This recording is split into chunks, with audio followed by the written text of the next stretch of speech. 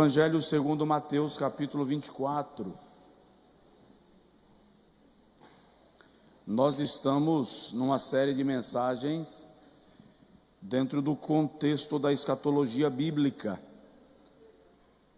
E hoje eu quero falar um pouco sobre trombetas de Deus. 24 do Evangelho segundo São Mateus.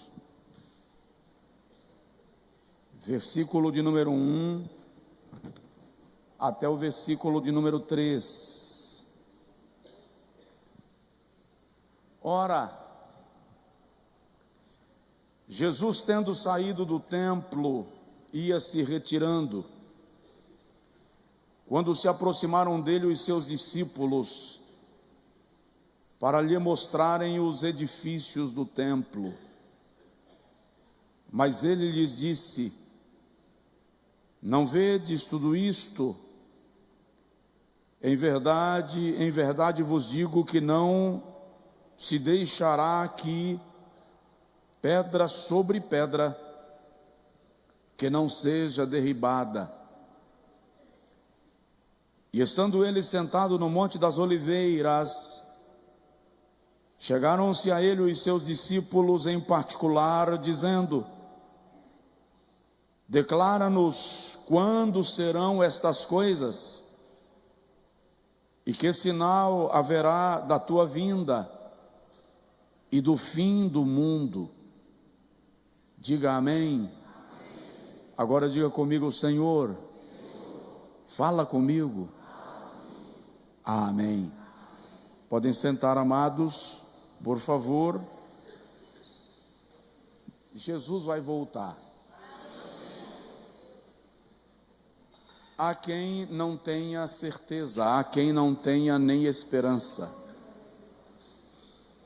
há quem não acredite na vinda de Jesus para o arrebatamento da sua igreja. Nós estamos há 12 semanas talvez falando sobre esse assunto. Algumas pessoas dizem: eu quero entender o Apocalipse. Eu não entendo essa agonia. Entenda a graça, isso te basta. Mas vamos lá. Há algumas semanas atrás eu comecei falando com os irmãos aqui sobre como o Antigo Testamento aponta para a vinda de Jesus. Falamos sobre a última hora e eu fiz um discorrer de como os acontecimentos se desenrolaram no tempo e em que tempo nós estamos. Somos o povo da hora undécima, o povo da hora final do dia. Nós estamos na última hora do dia. Depois eu fiquei algumas semanas falando aqui sobre as dispensações. E dentro da teologia cristã existem correntes de pensamento. E alguns não concordam com a divisão da história por ciclos dispensacionais. Entretanto, para o leitor comum das Sagradas Escrituras, dividir a história em ciclos, em períodos, em tempos, facilita a compreensão dos acontecimentos, para que se entenda o momento que se está vivenciando. Nós estamos vivendo o chamado tempo da igreja, a dispensação da graça. Depois nós ficamos alguns dias falando aqui sobre os impérios mundiais.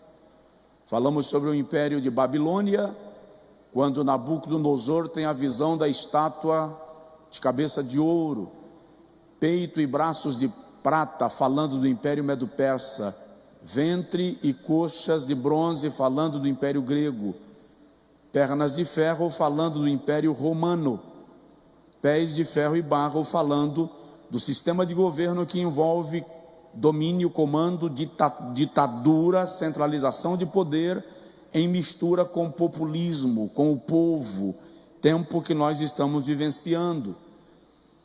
Naquele dia eu lembrei aos irmãos que, na visão de Nabucodonosor, uma pedra é solta, esmaga a estátua e enche a terra.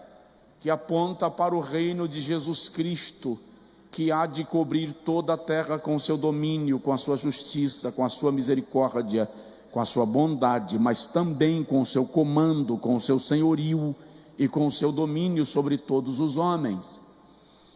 Mostrei para os irmãos que nós estamos vivendo já momentos finais, no que se refere à brevidade e à proximidade da vinda do Senhor Jesus.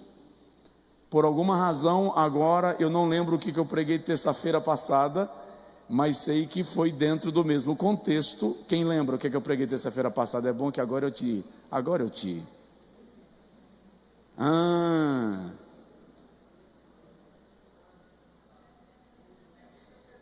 As 7 semanas, né?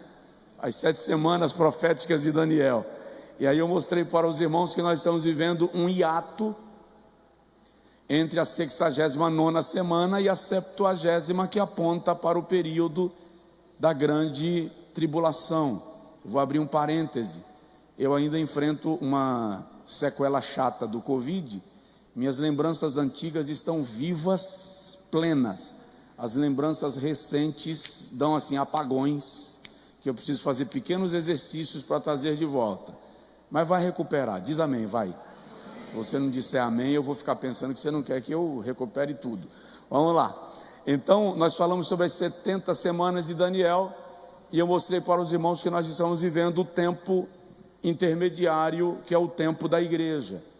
Hoje, eu quero conversar com os irmãos sobre como Deus manifesta, quais são os sinais que provam que nós estamos vivendo tempos finais. Quais são os elementos que devem confirmar? Tem muito crente vivendo alheio, tem muito crente brincando de religião, brincando de fé, levando a vida na maré mansa. Eu disse aos irmãos outro dia, há um louvor muito antigo, de Cícero Nogueira. Eu ainda era menino quando esse hino ganhou espaço no ambiente evangélico brasileiro. E a primeira frase do louvor diz assim: que bom seria se Jesus voltasse agora. Os crentes desta geração, presta atenção nisso, aqueles que se converteram da década de 90 para cá, ouvem falar de maldição hereditária, de prosperidade, de riqueza na terra, e pouco ouvem falar sobre doutrinas fundamentais da fé cristã. Estamos sendo treinados para a vida terrena. Quando o escritor da epístola aos Hebreus disse que a nossa pátria está nos céus. Se tiver alguém do seu lado, diz para ele assim: nosso lugar não é aqui. Nosso lugar não é aqui. Jesus está no templo em Jerusalém. O templo havia sido construído por Salomão, destruído por Nabucodonosor, reconstruído por Esdras e Neemias, destruído novamente na invasão de Antíoco Epifânio. Os macabeus encabeçam um movimento de restauração do templo, de reconstrução do templo. Mas quando Herodes assume o comando do governo na Galileia, como rei Herodes, nomeado por Roma, Herodes não é bem visto entre os judeus. Ele é claramente rejeitado, até pela sua linhagem, pela sua origem. Ele não é judeu. Então Herodes, para ganhar a simpatia do povo judeu, constrói um templo fabuloso, de pedras brancas ou mármore branco. O historiador diz que de longe se via o reflexo do templo, quando o sol batia nas suas rochas, pedras que pesavam até 1 tonelada, faziam parte da estrutura do novo templo de Jerusalém, construído e edificado por Herodes. Os judeus estavam maravilhados. O culto havia sido restaurado. Tudo bem que havia um comprometimento sério. Nos dias de Jesus, tanto o sacerdócio quanto o ministério levítico havia se tornado cargo político. Era Roma quem nomeava o sumo sacerdote, bem como os levitas. Mas os israelitas estavam satisfeitos, afinal de contas o templo estava funcionando. Quando Jesus está em Jerusalém, os discípulos levam Jesus para conhecer o templo. E quando chegam lá, mostram para eles: estás vendo que coisa linda, coisa maravilhosa. É bom lembrar que Jesus morava na Galileia e não em Jerusalém. Jerusalém está na Judéia. A distância não era curta, vai aí aproximadamente 190 quilômetros, que naqueles dias era uma distância descomunal. Quando Jesus vai caminhando no templo e analisando tudo aquilo, ele olha para os seus discípulos e diz: não vedes tudo isto? Em verdade vos digo que não ficará aqui pedra sobre pedra que não seja derribada. Para os discípulos que estavam empolgados com o templo, aquela notícia de Jesus é um choque. Quando chegam lá fora, eles dizem: Senhor, conta para nós, quando isto vai acontecer? Que sinais haverá da tua vinda e do fim do mundo? Então Jesus começa a discorrer para eles sobre esses sinais, que eu estou chamando de trombetas de Deus. Por que trombetas de Deus? Porque são anúncios, são instrumentos que Deus usa para anunciar que Ele está vindo. A igreja precisa entender, a igreja não pode estar alheia. Então vamos observar alguns desses sinais muito rapidamente. A primeira trombeta que eu quero anunciar, que eu quero discorrer um pouco para você, é a natureza.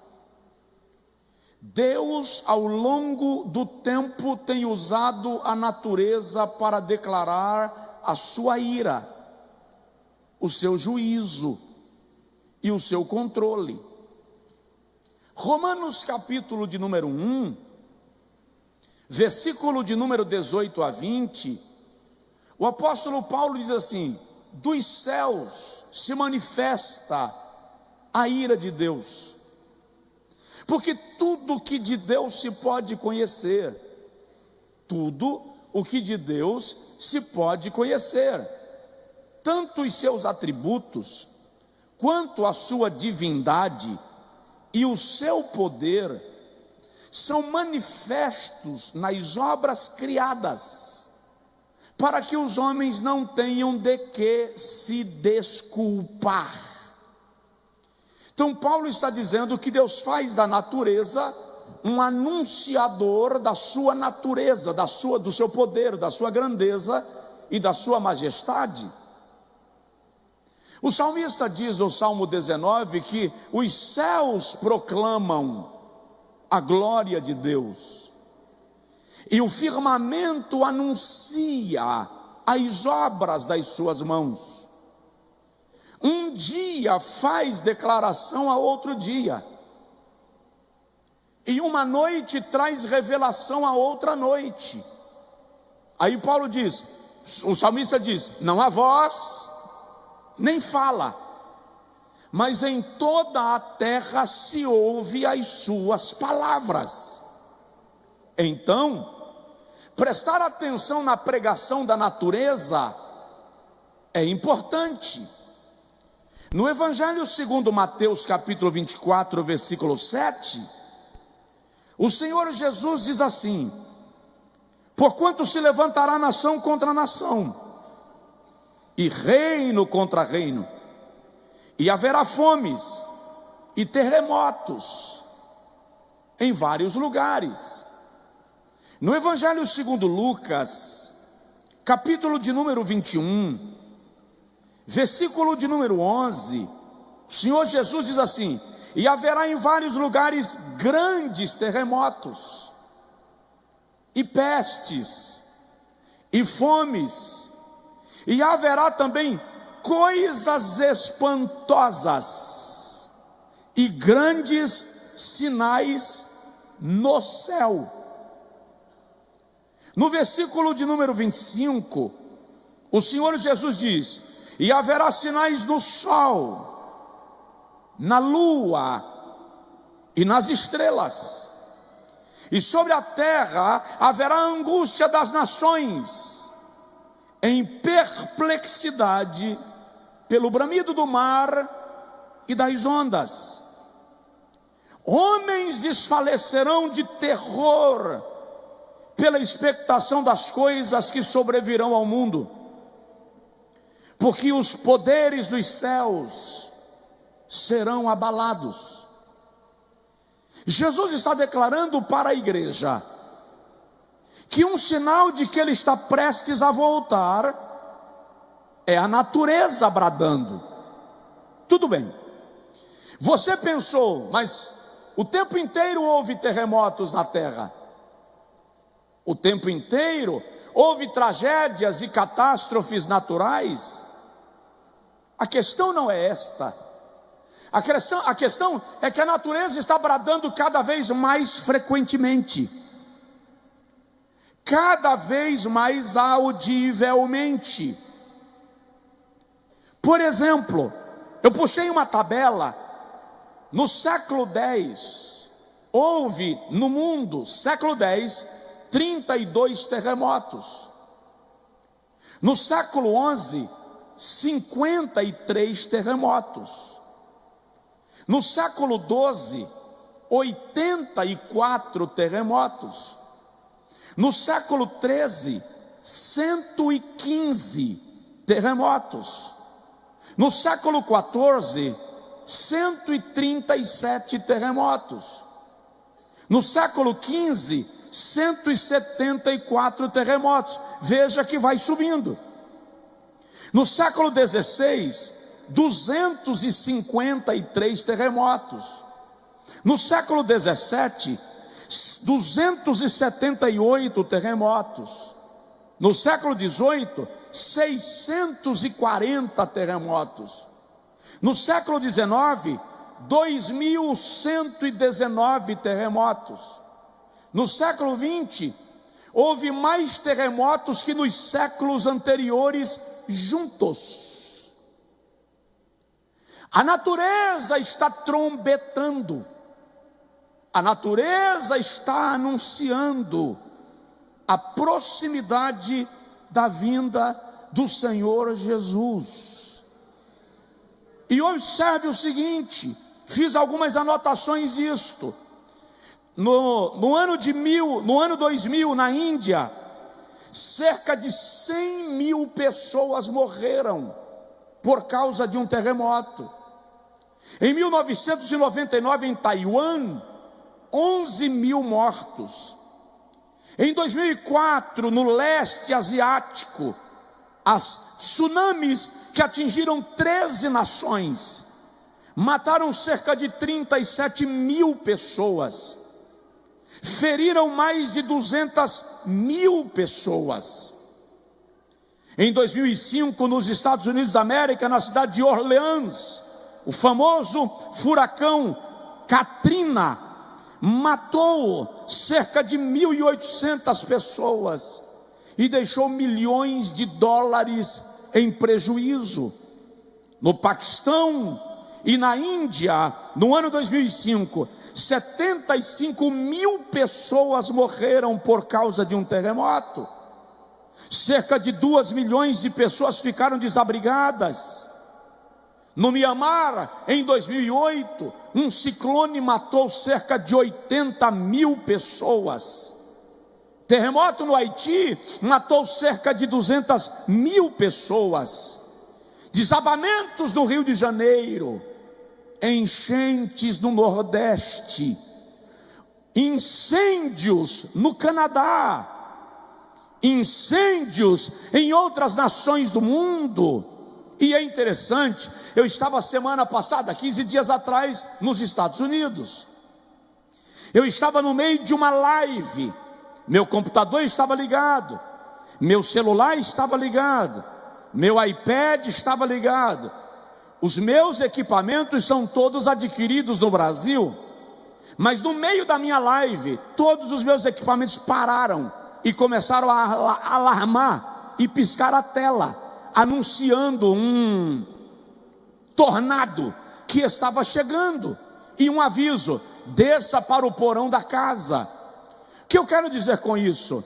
Essas nações são preparadas para catástrofes naturais, mas os furacões arrebentam com a Flórida, as enchentes acabam com algumas partes do mundo, os incêndios arrebentam a Califórnia e o Canadá. Por quê? Porque a trombeta de Deus está tocando e ninguém pode conter o barulho da sua voz. O problema é uma igreja lerda. O problema é uma igreja cuja base está na terra e não no céu.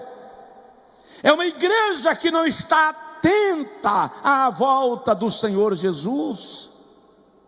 O Senhor Jesus diz que haverá fome, milhões e milhões de hectares de terra, por exemplo, se tornam inférteis todos os anos.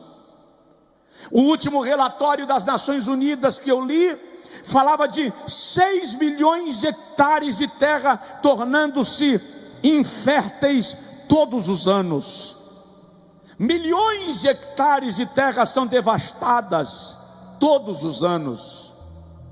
Milhares de pessoas morrem de fome por dia, por falta de alimento, por falta de água, e a igreja não está vendo.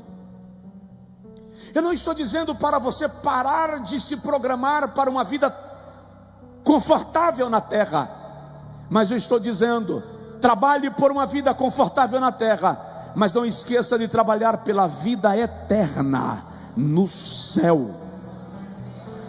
O Senhor Jesus fala de coisas espantosas.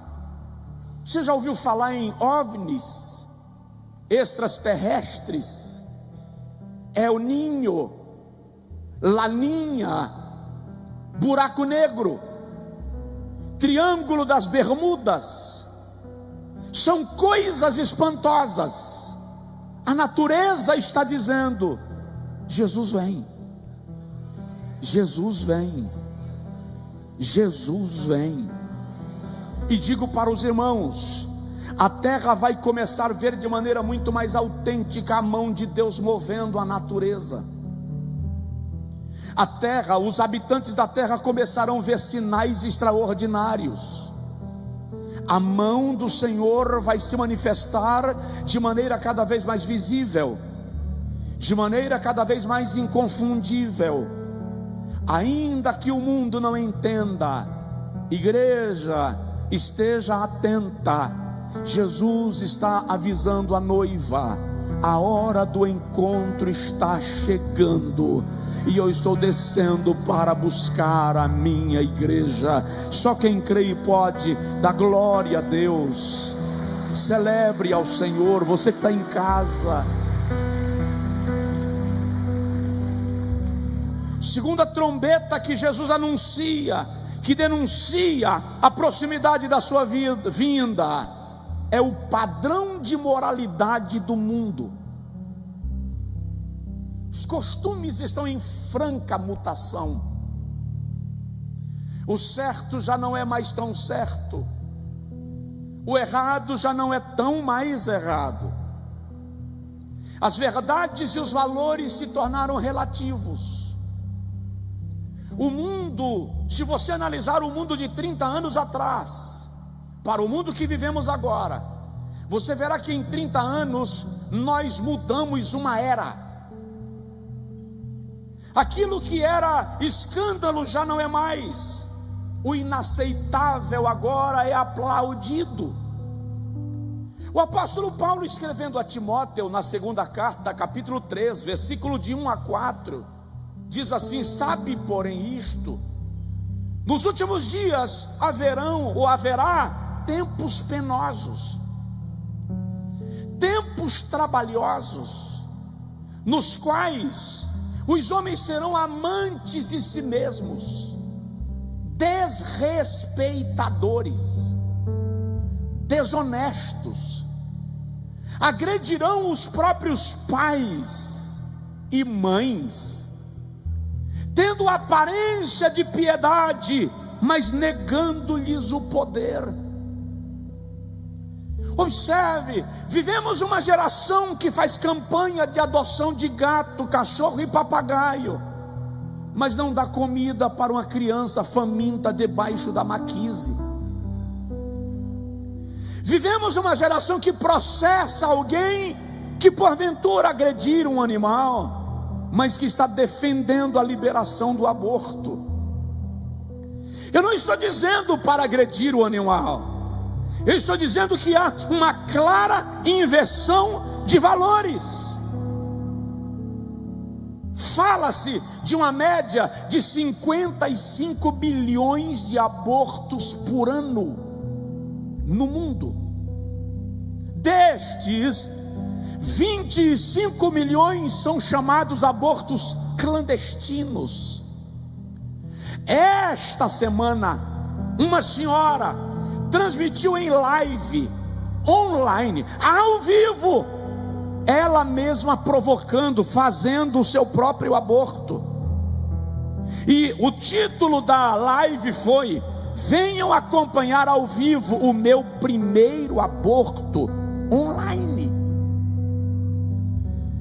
Em que mundo nós estamos? Que geração é esta? Onde vamos parar? E presta atenção, isso não é um assunto de Brasil, isso não é um assunto de política brasileira. Esta é uma onda mundial, isso é global. O mundo está indo nesta direção. Todo o sistema de liberalismo do mundo e de progressismo. Pense que nações da terra, e isso inclui o Brasil, querem que crianças de 4, 5 anos tenham o direito de reivindicar cirurgia de mudança de sexo. Uma criança com 4, 5 anos não sabe diferenciar um chá do outro, não consegue na frente da internet discernir que desenho ela pode assistir e que desenho ela não pode. Está aprendendo a diferença entre mão esquerda e mão direita, mas já tem nações onde essa criança já pode chegar na escola e dizer que quer a mudança de sexo. Se o pai e a mãe não aprovar, a escola faz um ofício e a justiça autoriza, e se o pai contestar, perde a guarda da criança. Uma senhora em Londres, próxima à morte, pegou o testamento e doou a sua casa de 120 mil libras para o seu gato de estimação. O mundo está pelo avesso, o mundo é estranho. Já não se pode mais falar de pecado, porque eu posso falar sobre pecado sem ser grosseiro, tosco com o pecador. Mas o problema é que o pecado está tão entranhado nessa geração que falar contra o pecado ofende o pecador.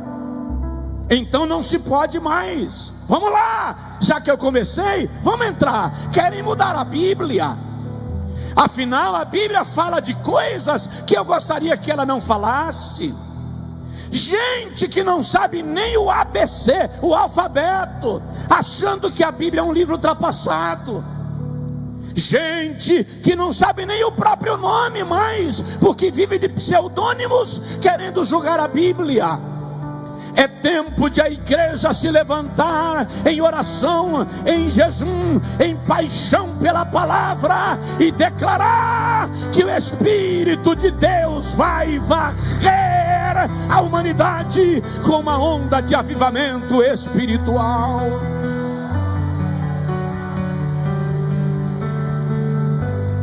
Mas olha só, não vai mudar, não vai melhorar, isso vai avançar, não vai reduzir, não vai retroagir, entenda isso. Isso vai continuar avançando. É uma onda violenta que prepara o mundo para o governo do anticristo. Jesus vai voltar. Vai chegar um momento que eu não poderei falar o que falei aqui. Mas preste atenção. O fato de me proibirem de pregar não me obriga a viver o que eles querem que seja vivido. Então, ainda que não se possa falar no púlpito, ainda que isso gere problemas, não esqueça, você é noiva, você tem a essência de Cristo, o Espírito Santo habita na sua vida, em casa, onde você estiver, o Espírito de Deus nos conclama para o encontro com o noivo na glória. Só quem crê, diga louvado seja Deus, aplauda, engrandeça o nome de Jesus.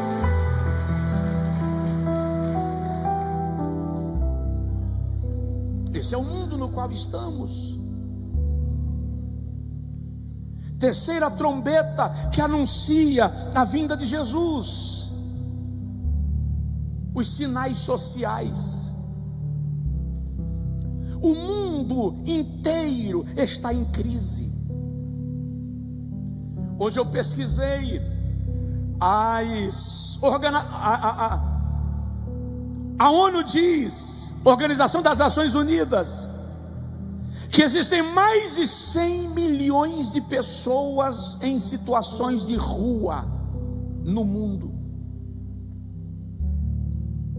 Existem mais de 100 milhões de pessoas que não possuem um lugar para viver. E mais de 1 bilhão de pessoas não têm moradia adequada. Nós nos escondemos na nossa casa e perdemos a visão dessa realidade. Perdemos a visão deste mundo. Há no mundo mais de 192 milhões de desempregados. Cerca de 1.000 crianças morriam de fome por dia em 1992. Hoje, 17.000 crianças morrem de fome por dia. Ou seja, os recursos aumentam, a comunicação aumenta, a tecnologia aumenta, o conhecimento humano se multiplica, mas as tragédias sociais não recuam. O mundo geme. O mundo está gemendo porque mais de 10 milhões de pessoas sofrem com a fome e a desnutrição. Muitos sofrem perda de peso, de estatura e até retardamento mental por causa da desnutrição. E a Bíblia diz: haverá fome em vários lugares. O relatório das Nações Unidas diz que cerca de 1 bilhão de pessoas estão permanentemente, gravemente desnutridas. Você se alimentou hoje? Quem tomou café da manhã, levanta a mão. Glória a Deus. Você sabia que tem gente que não? Quem almoçou hoje, levanta a mão. Glória a Deus por sua vida e sua providência. Você sabia que tem gente que não? Você sabia que há lugares onde as pessoas saem cantando ratos, besouros, lagartos, tomando água com folha para sentir o sabor da folha. E o detalhe, não está sob o nosso poder mudar isto, embora tenhamos que trabalhar aquilo que está em nosso alcance. Mas é um sinal da vinda de Jesus. Agora, olhe o que a Organização das Nações Unidas dizem, apesar desses relatos de fome que eu acabei de falar. Cerca de 1 bilhão e 300 milhões de toneladas de alimentos são jogados no lixo todos os anos. O mundo está morrendo de fome, mas 1 bilhão e 300 milhões de toneladas de alimento aproximadamente são jogados fora. No Brasil, cerca de 46 milhões de toneladas de alimentos são jogadas no lixo todos os anos. Aí alguém me olha e diz: onde está Deus? Se Deus é amor, por que permite a fome? Ora, Deus é tão amor que fez a terra produzir o suficiente para alimentar a todos os seus habitantes, mas o homem não ama o seu semelhante. O homem é cruel, o ser humano é frio e ele se estraga a cada tempo. A ONU declara que cerca de 30% da população mundial está na linha de pobreza, e destes 8,4% está em extrema miséria.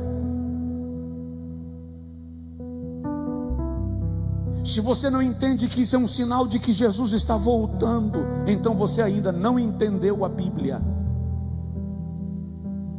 Repita comigo: meu lugar não é aqui.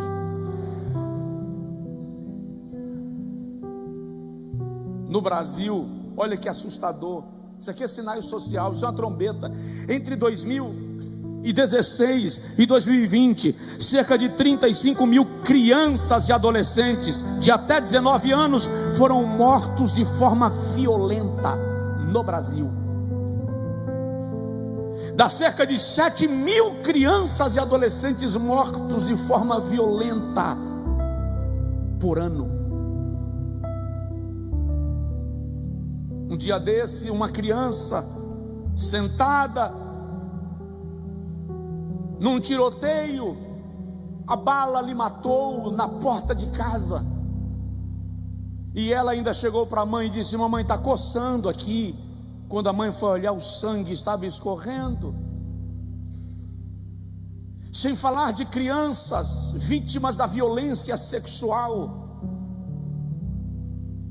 na maioria das vezes dentro da sua própria casa, do seu próprio ambiente de vivência. E há quem queira tornar esse tipo de crime apenas uma doença.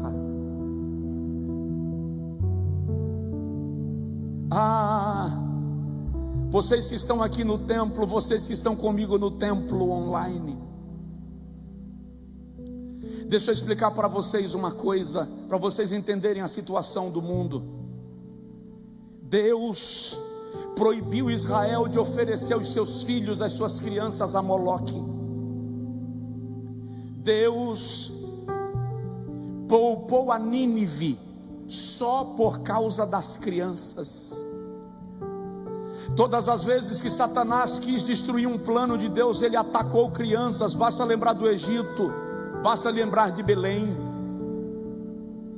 No dia que Agar se afastou de Ismael para não vê-lo morrer, e o deixou no deserto chorando e foi para longe, a Bíblia diz que o Senhor chegou para Agar e disse: levanta, porque Deus ouviu a voz da criança.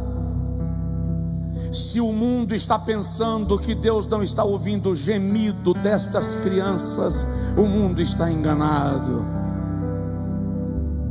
E no dia que a mão de Deus começar a esmagar o mundo, ouça o que eu estou lhe dizendo: Jeová vai sacudir a terra. Deus vai sacudir a terra. Você vai ver palácios de governos trincarem sob tremores de terra. Vocês vão ver Deus exterminar homens repentinamente, antes ainda do arrebatamento da igreja, porque essas mazelas e misérias estão chegando às narinas do Todo-Poderoso, e Deus não é homem para que minta, e está escrito: tudo que o homem semear, isto também ceifará.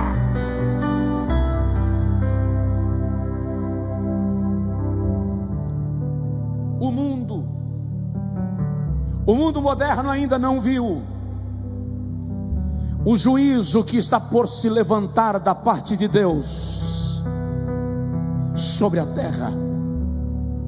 A natureza está bradando, a sociedade, os sinais sociais estão gritando: igreja, a igreja está dormente e demente. Uma igreja mais política do que profética, uma igreja mais ideológica do que teológica, uma igreja que quer mais a terra do que o céu, uma igreja que gosta mais do engano do que da verdade bíblica. Mas este é o tempo que o Espírito de Deus nos conclama para nos aproximarmos do altar, porque a vinda de Jesus está próxima.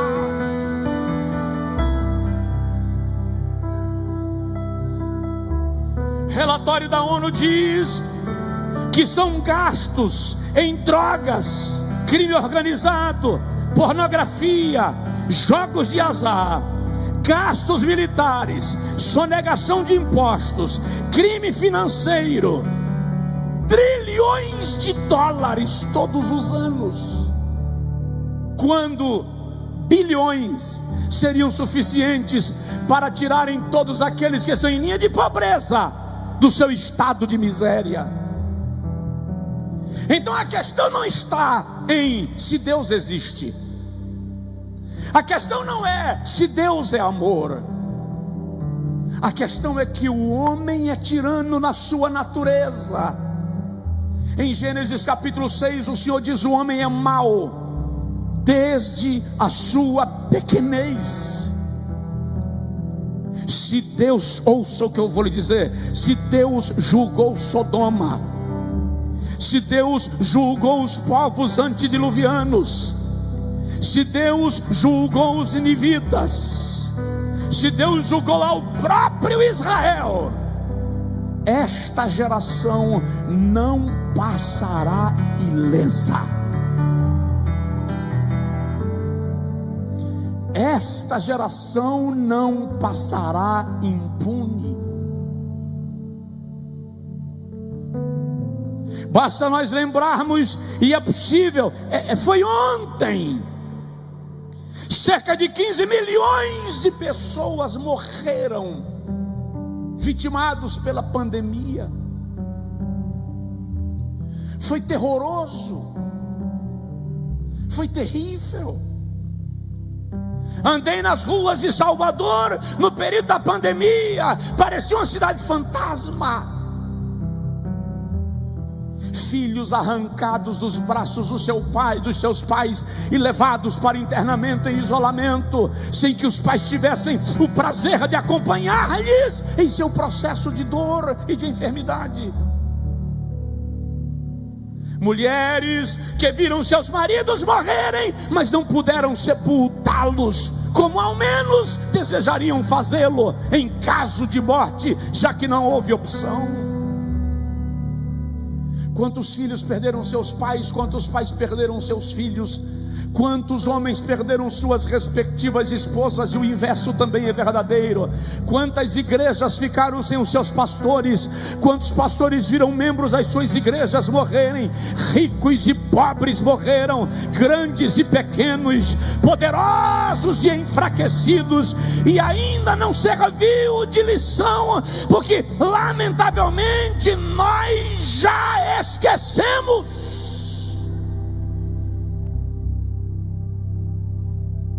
Ninguém fala mais nisso.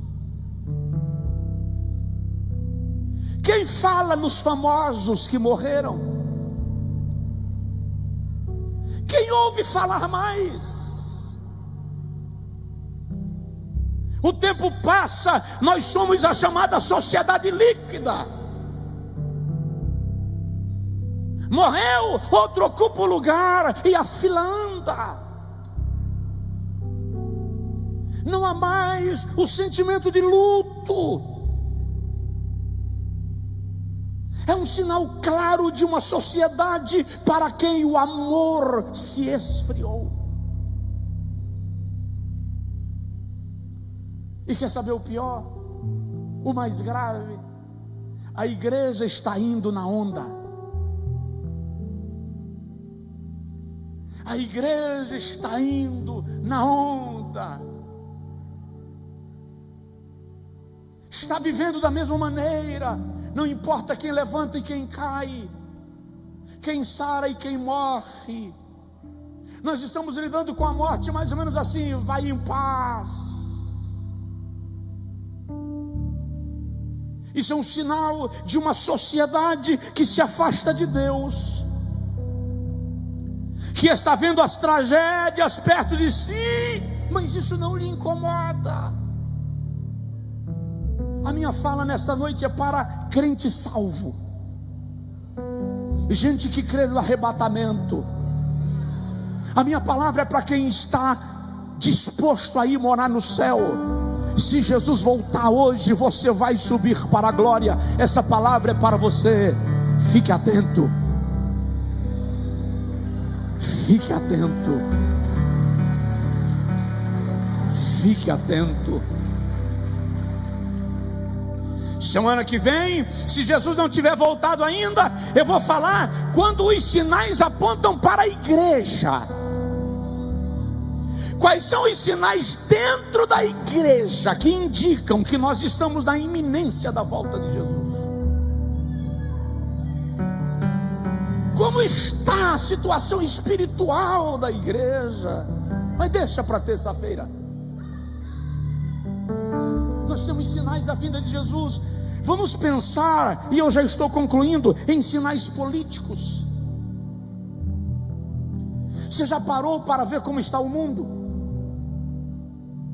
Haverá guerras, nações contra nações e reino contra reino. Presta atenção, hoje existem cerca de 135 conflitos armados ao redor do mundo. Hoje a imprensa brasileira só fala de guerra da Ucrânia, da Rússia com a Ucrânia, que está se estendendo por aquela região da Europa. Mas existem cerca de 135 conflitos armados, e alguns com a mesma magnitude. A Nigéria está em pé de guerra. Essa semana, na África do Sul, um estádio lotado com milhares de pessoas gritavam: morte aos fazendeiros brancos. O velho apartheid ressurgindo na África do Sul. Na Ásia há conflitos, na África há conflitos, na América do Sul há conflitos. O Brasil vive uma guerra nas ruas e avenidas, e eu e você não vemos. A política, nós nunca tivemos políticas tão instáveis em tempo recente da nossa história. Nem nos períodos mais conturbados do Brasil nós tivemos eleições tão polêmicas. Incrivelmente, a sensação que se tem é que a eleição foi em novembro, mas ainda não acabou. Ainda não se assimilou o conceito de que há um governo estabelecido. E por que não pensar na Colômbia, que está em crise política? Por que não pensar no Equador, com presidenciáveis sofrendo tentativa de assassinato e até assassinato? Por que não pensar na Venezuela, no México, em Cuba, nos Estados Unidos, em crise política? Há uma instabilidade que é geral. E a Bíblia diz: quando disserem a paz e segurança, lhes virá repentina destruição. E sinto no meu espírito lhe dizer: haverá confusão entre os governos e entre os governantes. Eles vão se perder, não saberão o que fazer. Por que isso, pastor? Porque existe toda uma preparação para que surja o homem do pecado, o cara das respostas, o iníquo, o homem das soluções. Quando os governos estiverem perdidos, Satanás vai providenciar o governo do anticristo, que terá resposta para todos os conflitos. Ainda bem, aliás, eu vou dizer com Lázaro, ele diz da glória, e eu digo aqui: ainda bem que eu vou morar no céu.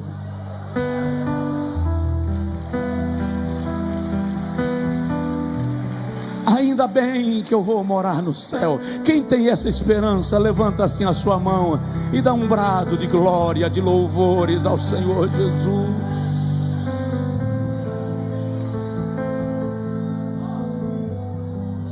Oh, Rabaganai, Chori, Amansura, Badagaragas.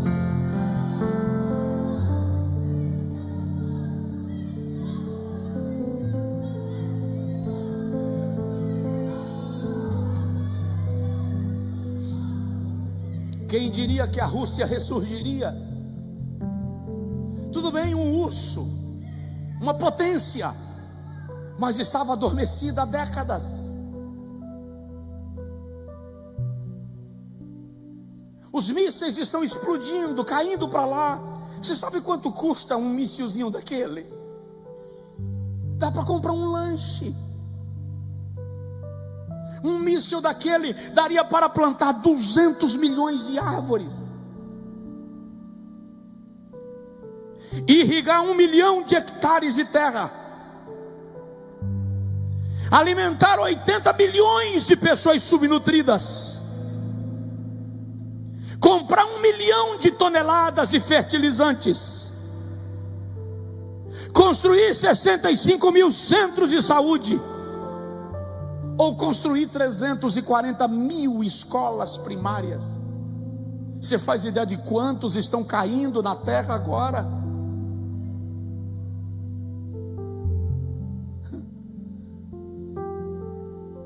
E as pessoas estão pensando que isso é normal. E Deus está olhando do céu e deixando. Porque enquanto isto, o pai olha para o filho olha para o pai, e o relógio de Deus está se aproximando da hora 1/10. E o Espírito Santo que habita na igreja está dizendo: santifica, purifica, vem para a oração, volta para a palavra, volta para o altar. O noivo está vindo, o noivo está vindo, o noivo está vindo. Ah, você que está afastado da igreja, você que está desviado, você que se chateou com Deus, com a igreja, com o evangelho, com quem quer que seja, esquece tudo isso, volta para Jesus, porque o teu compromisso é com o céu.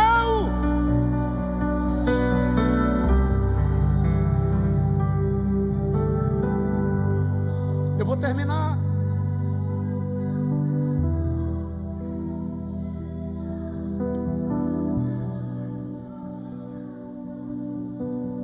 Jesus vem.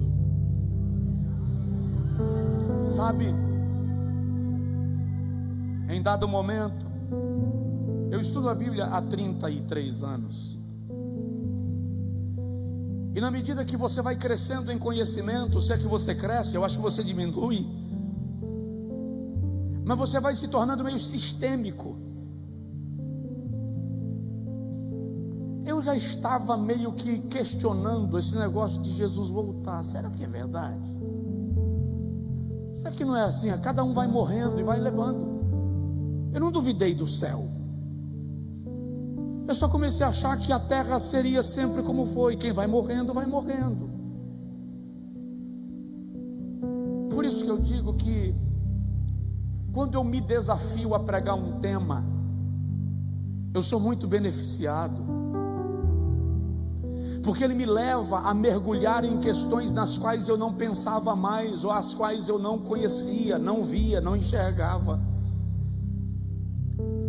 Na medida que estou estudando sobre esse assunto para ministrar a vocês, no meu coração a certeza está clara, latente, transparente, vívida, real, verdadeira, de que Jesus pode voltar ainda hoje.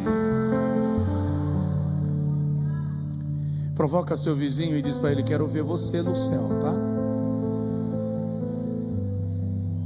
Eu poderia falar de mais coisas, mas eu vou falar só de mais uma: a ciência.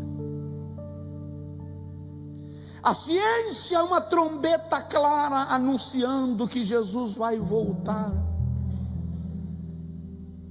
O profeta Daniel diz: a ciência se multiplicará. Alguns dizem que até meados do século passado, 1950 aproximadamente, o conhecimento humano avançava a uma média de 50 quilômetros por hora. De lá para cá o conhecimento humano passou a avançar a uma média de 50 mil quilômetros por hora. Até a década de 70 o conhecimento humano dobrava a cada 20 anos.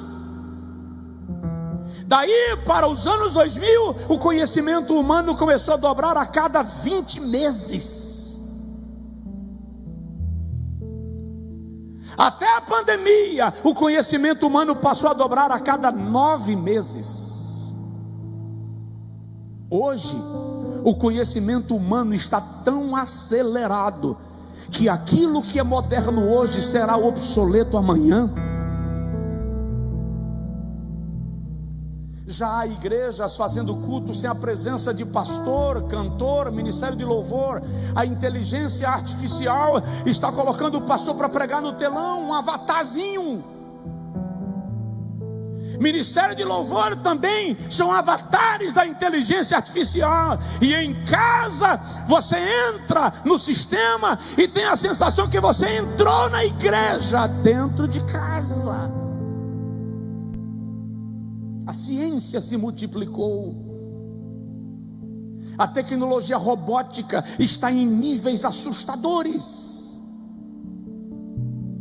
A tecnologia dos veículos está fora de qualquer precisão.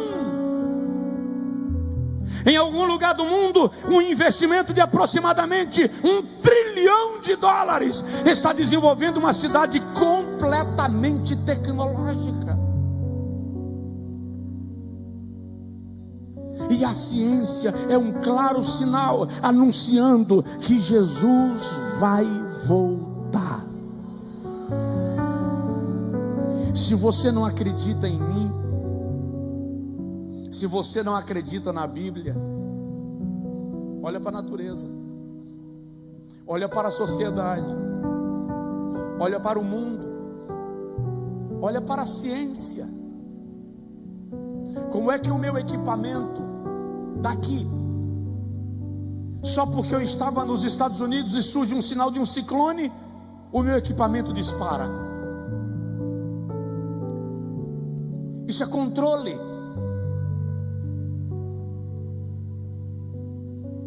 Outro dia meu celular pediu atualização e eu estava chateado e vou atualizar. Não, deixa isso aí, senão não dá conta de ninguém. Não quero atualizar. Quando eu acordei em madrugada, que eu fui procurar para ver as horas, meu celular estava desligado, atualizando. Não precisa mais que eu permita. Atualiza sem a minha permissão. Você vai embarcar em alguns aeroportos do Brasil e do mundo hoje. Quando você vai passando, sua cara aparece numa tela, sua temperatura. Ou seja, o sistema sabe que você está se movimentando. A ciência se multiplicou. E se multiplicou de forma assustadora. E o detalhe, isso é ruim? Não. Isso anuncia que Jesus está voltando, só não esqueça disso. Que Ele está às portas. Que a qualquer momento a trombeta vai tocar. Diga aí, eu não creio. E eu te digo, fica à vontade. Eu creio.